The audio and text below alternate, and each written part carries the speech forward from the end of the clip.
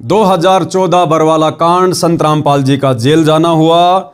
संत रामपाल जी के जेल जाने के बाद उनके परिवार ने, इस आश्रम कमेटी ने अपनी मनमानियां शुरू की और हम संत रामपाल जी के भगत जो साध संगति से जुड़े हुए हैं, हमने संत रामपाल जी के परिवार के पाखंड के, उनके काले कारनामों के, उनके कुकर्मों के, उनकी मनमानी हरकतों का हमने विरोध करना शुरू किया। संगत को जगाना शुरू किया कि भैया इन आश्रमों में जाने की कोई ज़रूरत नहीं है। संत रामपाल जी के बेटा बेटी को दान धर्म का पैसा देने की कोई ज़रूरत नहीं है। दान अपने गुरु को दिया जाता है। गुरु बिन माला फेरते, गुरु बिन देते दान, गुरु बिन दोनों निष्फल है, चाहे पूछो वेद पुराण। और गुरु बिन दान पुण्य जो कर ही, मिथ्या होए कबू न फल ही। दान अपने गुरु को दिया जाता है, गुरु के हाथों में दिया जाता है। वर्तमान में हमारे गुरुजी हिसार जेल में हैं और जब गुरुजी जेल से बाहर आ जाएं, उस समय आप उनके हाथों में दान देना, ताकि आपका दान सफल हो। तो संत रामपाल जी के परिवार ने, सतलोक आश्रम कमेटी ने देखा कि ये पवन दास तो संगत को बरगला रहा है, संगत को भ्रमित कर रहा है।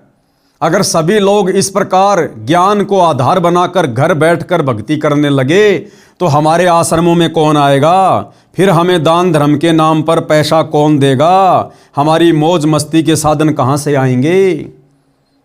तो इन सतलोक आश्रम वालों ने, जिनकी मिलाई संत रामपाल जी से होती है सप्ताह में, क्योंकि कानूनन जो संत रामपाल जी के परिवार वाले हैं और जो वकील हैं वो उनसे मिल सकते हैं, तो संत रामपाल जी के परिवार ने मुझ पवन दास की झूठी शिकायतें संत रामपाल जी को अपना जैसा व्यक्ति मानकर करनी शुरू कर दी।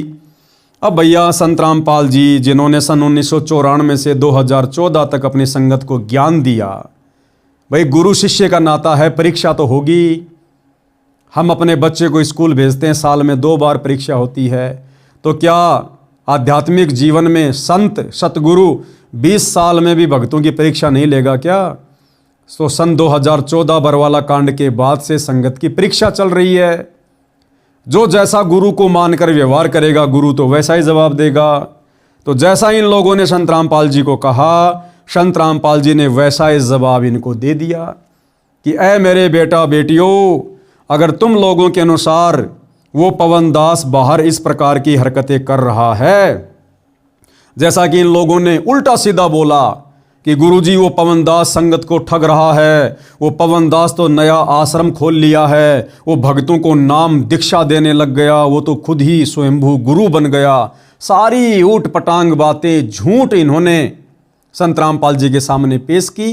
तो सतगुरु रामपाल जी ने इस परीक्षा के समय में अपने परिवार की झूठी शिकायत पर वैसा ही जवाब, जैसा जवाब ये परिवार वाले मेरे खिलाफ चाहते थे, संत रामपाल जी ने वैसा ही जवाब इनको दे दिया कि भाई यदि तुम लोगों के अनुसार वो पवन दास बाहर मेरे नाम से इस प्रकार से कुछ कर रहा है, अगर वो नाम देने लग गया, भगत बनाने लग गया, तो इसका मतलब वो तो गुरुद्रोही हो गया।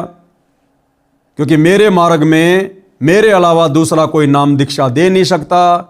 और तुम कह रहे हो कि पवन दास ने उपदेश देना शुरू कर दिया, तो भैया वो तो गुरुद्रोही हो गया। इस बात को इन्होंने संगत में प्रचारित कर दिया कि गुरुजी ने पवन दास को गुरुद्रोही घोषित कर दिया। अरे भैया, अगर मैंने कोई आश्रम खोला है तो जरा एक आध आश्रम का नाम तो बता दो कि पवन दास का आश्रम कहाँ है देश विदेश में।